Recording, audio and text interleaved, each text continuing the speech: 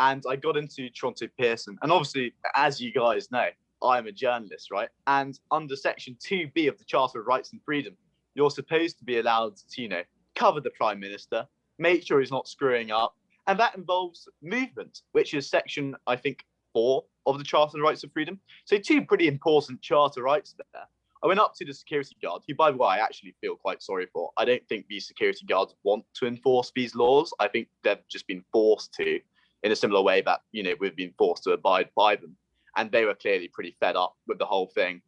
And they said, look, it doesn't matter. It doesn't matter what your excuse is, where you've been. You have to go and stay in one of these facilities.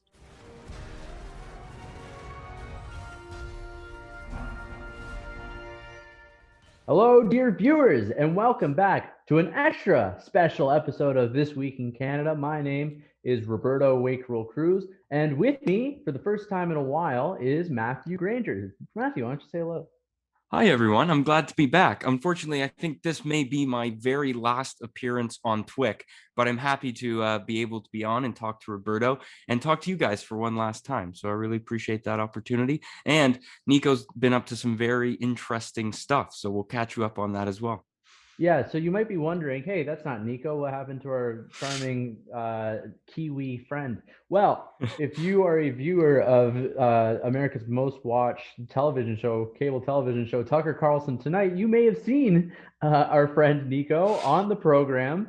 We're going to get an update from him right now because it turns out if you are returning to the country, you actually do have to go to these COVID facilities. So let's ask Nico what's going on right now.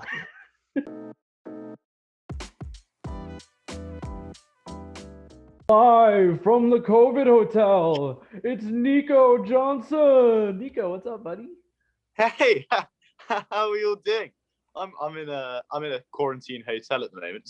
It's not brilliant, let's face it, but it did get me on air with Tucker Carlson. And honestly, if someone told me you had to stay in a quarantine hotel for 3 days and pay $1,000 to speak to Tucker Carlson, I would have probably done it. So I think in the grand scheme of things, it's not, it's not great, but it's not awful. Nico is in his 14th minute of 15 minutes of fame. He's enjoying it thoroughly. Nico, can you just explain what happened? I know you've probably explained this so many times because you're famous now, but why don't you give our viewers, the people who care about you and not all the people over at Fox, the story? Can you tell us what's going on, buddy? Yeah, no, you're quite right. These guys are the ones who matter. And so I traveled back from London, and I got into Toronto Pearson. And obviously, as you guys know, I'm a journalist, right? And under Section 2B of the Charter of Rights and Freedom, you're supposed to be allowed to, cover the Prime Minister, make sure he's not screwing up. And that involves movement, which is Section, I think, 4 of the Charter of Rights and Freedom. So two pretty important charter rights there. I went up to the security guard, who, by the way, I actually feel quite sorry for. I don't think these security guards want to enforce these laws. I think they've just been forced to, in a similar way that, we've been forced to abide by them. And they were clearly pretty fed up with the whole thing. And they said, look, it doesn't matter. It doesn't matter what your excuse is, where you've been. You have to go and stay in one of these facilities. And I would, I'm in the hotel room now. It's not squalor, it's not awful, as I said yesterday. But, it's not brilliant. And if I was going to pay for it, I'd say I'd be happy with about, $70 per night sort of hotel. Instead, I'm paying $1,000 for 3 days. And the worst thing about this, right, is because I had to take another coronavirus test in, spite of the fact that I already had to take a test and I don't have it. We know that, I've got, the paper to prove it. And even if that comes back, now, and I can leave 2 days before, the ultimate deadline, I still have to pay the $1,000. And it's totally extortion. And, I feel I was sitting next to someone on the plane, actually, on the way back from London. And it was an Indian woman. And she went to go see, I think, a funeral of one of her relatives. I think it was her mother. And she wasn't a wealthy person. And she also had to pay $1,000. And, it's a lot of money. It burnt a hole in my pocket. For some people, $1,000 is like you have to really budget for that, and I think it is just so unfair. But that's my hot take on the whole matter, Bobby. What do you think? Absolutely, man. Well, you heard it here first. Nico Johnson believes the police force are there to uphold and protect the bourgeois. He doesn't think that they want to do it, but they're just taking orders. So, Nico, that's very nice. How's the food there, buddy? But the food is total gruel. It's the sort of stuff you serve horses and stuff. The last time I had food like this, I was in like grade 7. It's really they're not trying. I've had curry for dinner and breakfast, and I found out today that I have to have curry again for lunch and then dinner and then breakfast. It's madness. I don't know. I think there's an Indian restaurant or something, and they have to like provide for the whole hotel, so everyone's eating curry. They actually asked me when I came in. They said, do you want international food or do you want Indian food? And I said, well, isn't that the same thing? And they got very upset. And then I found out that the international food they're serving is also curry. So it's just like a curry hotel.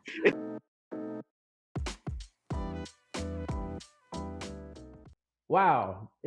Who else but Nico would break the rules and manage to get on Tucker Carlson for it? So.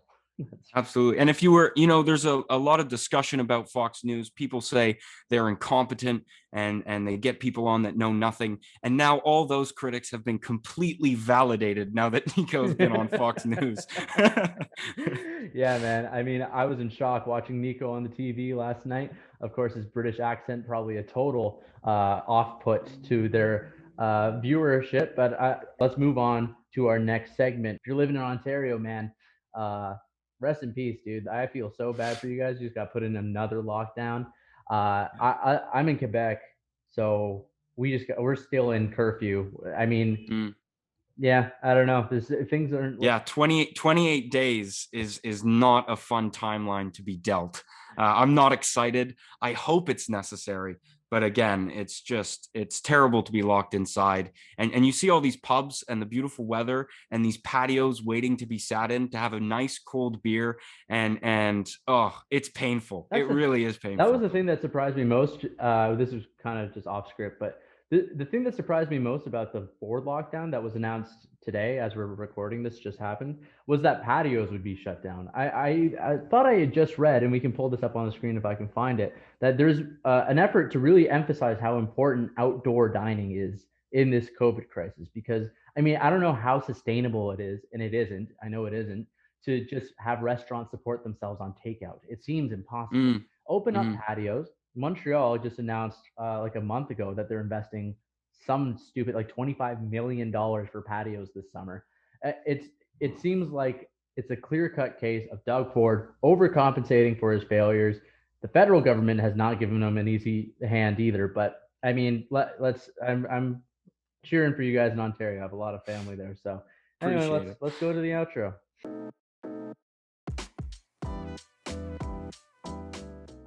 Well, thank you for watching. I believe this will be my very last appearance on Twic, and I'm sure afterwards the Twic guys here will see a dramatic decline in viewership, probably a catastrophic end to the entire podcast, because I'm just that crucial.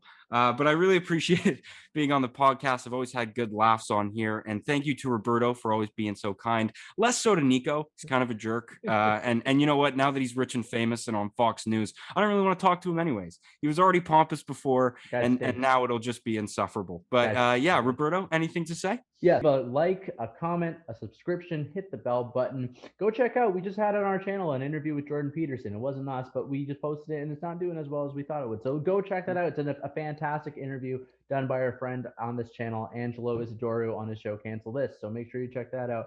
Other than that, we hope you have a good time. Avoid COVID jails, avoid international travel. Thank you very much for joining me this week, Matthew. Have a good week, and we'll see you next time. Bye.